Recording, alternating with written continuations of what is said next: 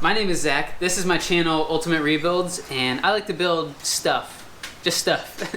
I recently bought a pontoon boat, and I've been restoring it to a party boat, kind of just for my friends and family to hang out on, and it is almost done. This episode, I got a new motor to throw on it, and just a bunch of other little things I gotta get done. It's so close to being done, guys.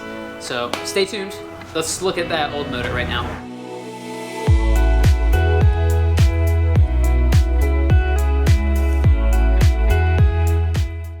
Here it is, just how I left it, in terrible shape.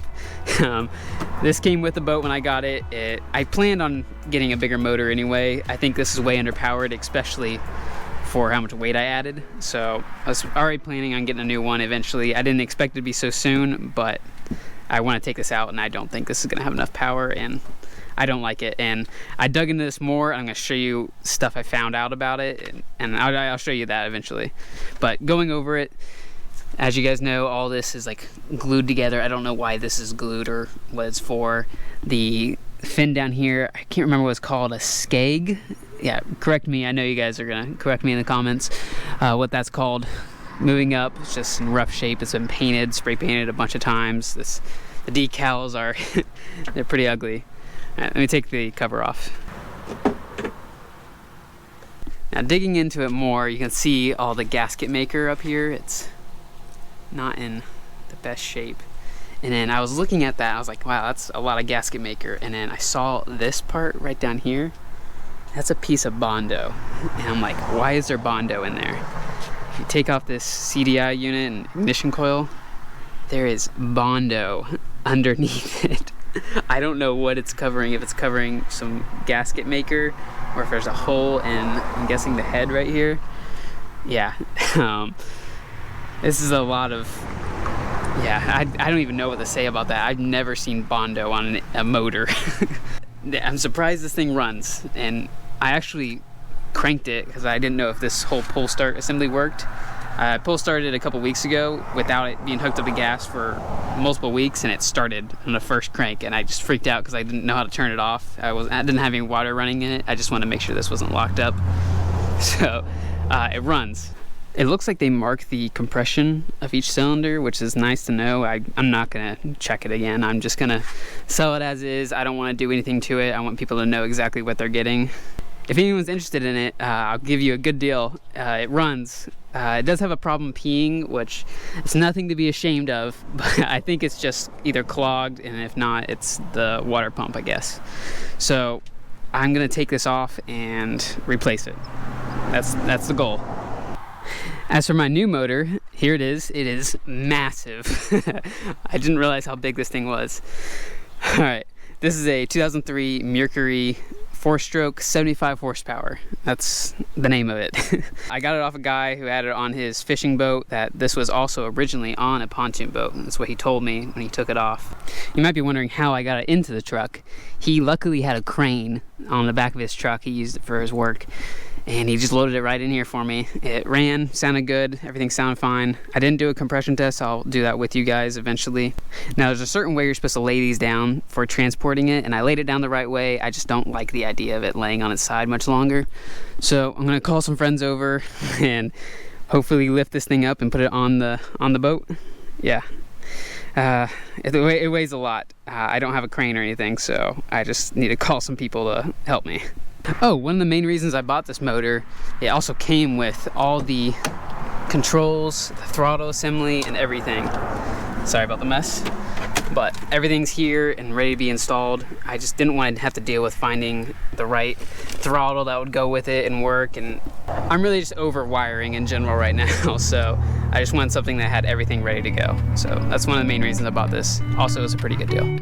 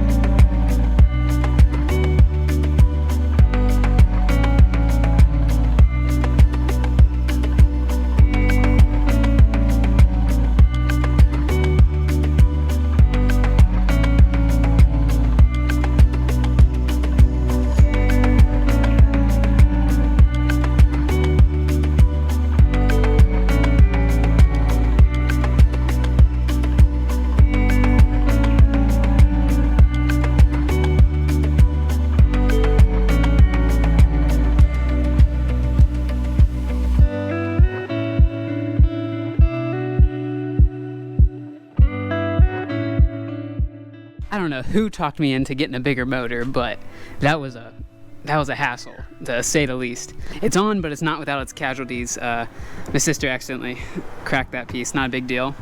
So it'll bolt straight back up anyway. That piece got cracked, a little nick right here. And that's pretty much all damage-wise. I expected worse after we realized how heavy this thing was. Yeah, it was not easy. Just a big thank you to my dad, my sister, and my brother-in-law. And yeah, there's no way I would have been able to do this without them, so thank you. Because this thing is massive. I did not realize how massive this thing was. It's hard to believe this is only a 75 horsepower. I can't imagine anything bigger being on here. All right, I'm gonna start working on installing the throttle assembly, the ignition, and the control wires. Get that all hooked up and hopefully be able to start it. First, I gotta find these bolts tomorrow.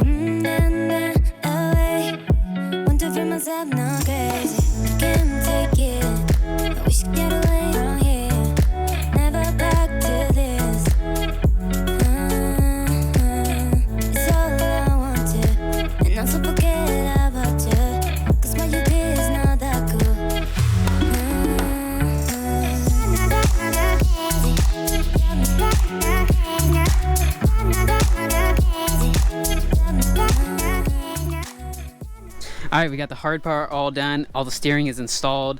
Throttle is hooked up. The cables are hooked up. Steering cable hooked up. Everything works great. Turn it. Turns great. Now, steering wheel, the gauges, and the switches are all provided by pontoonstuff.com. They all match. It looks so great, so modern, so sleek looking. I love it. I'm going to try to make this whole panel fit right here. I think it's going to look really good right there. It might be a little hard to see because of the angle, but you'll definitely be able to see it, so I'm not too worried about it. I am going to switch out the voltmeter for this fuel gauge. My new gas tank is going to come with a fuel gauge already in it, and I have a dual battery setup, so just having one voltage meter isn't going to do me much good. I'll eventually get another voltage meter and hook them both up down here somewhere. That way I can tell the voltage of both batteries. But for now, I'm just going to stick with the fuel gauge because that's what I really want. This thing is so easy to hook up. It only has like 3 wires to it, which makes it so nice, especially if I'm just over wiring in general. This gauge right here is the depth meter. Came with a whole sensor and everything to hook up. All the hardware, the pigtail that I can use to plug into the back. Look, it's all neatly organized and everything.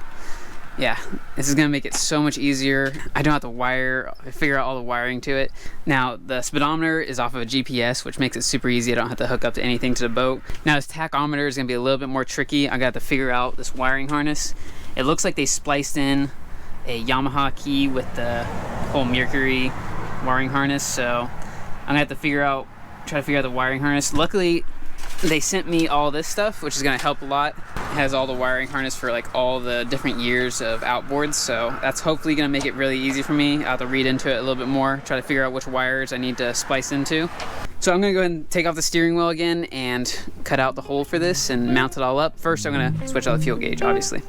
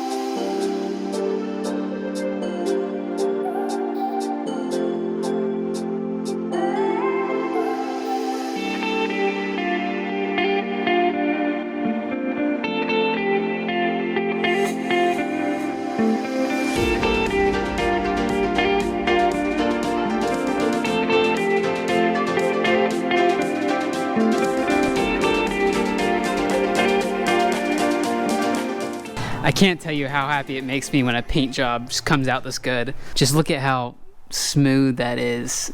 Now obviously there is some dirt in it, and that's to be expected, especially painting in the garage. I usually have a tarp up covering everything. It cuts down on the dust, but I didn't feel like going to buy a new tarp, and I just covered up this, and it was only a little bit of painting, so I wasn't too worried about it, but it came out really, really good.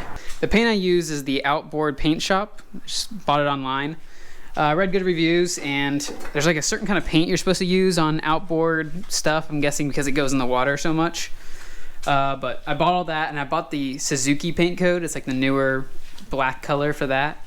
I picked that because it was supposed to be like a metallic look, but it's not very metallic-y. I don't see any metallic in it at all. But that's okay. I just wanted a black paint job anyway, so. As for the decals, I was gonna order some, but I don't like the red stripe that they put on them. I'm gonna put something else on it that hopefully matches with the boat better. Now, along with painting all these, I also painted the bottom part right here, just so it all match. All looks really good.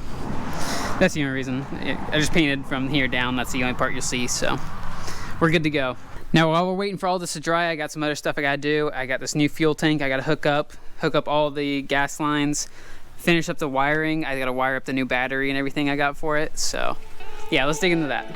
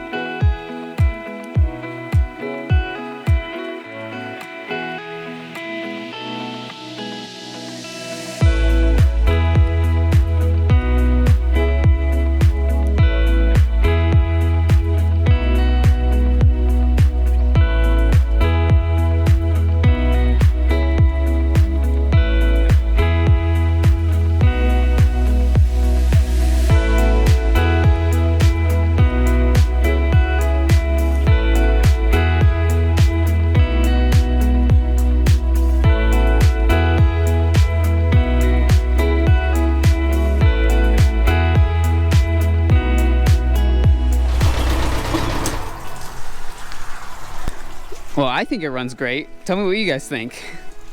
Now, all the gauges do work. Obviously, the fuel gauge does not work. I did not realize when they said it has a fuel gauge on it, it's like its own fuel gauge. But that's okay. I'll probably just switch this out for something else. I don't know yet.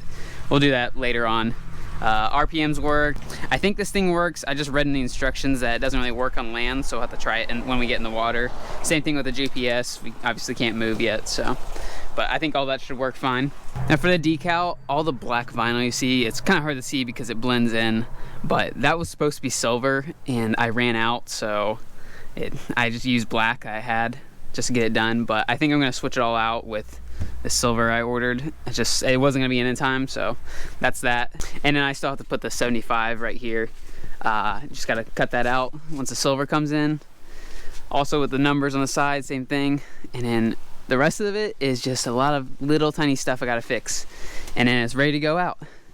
And that's a wrap for this episode. It is so close to being done, like just a little bit more left. So next episode, I got a few more things I gotta throw on it. I'm waiting for it to come in the mail. It should be in today or tomorrow. Throw those things on, and then we're gonna take it out for its first maiden voyage. Is that how you pronounce it? Yeah. Some other stuff you may need or want to know. I have an Instagram. I post a lot behind the scenes, and I'm gonna definitely post a picture of me out on the water next week before the video drops. So if you have an Instagram, you wanna check me out there, there's my name.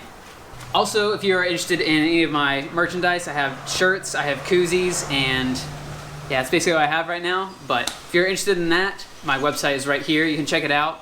Just check it out, see if you like anything. So yep, that is about it. I will catch you guys next week out on the water. Hopefully I don't sink. See ya.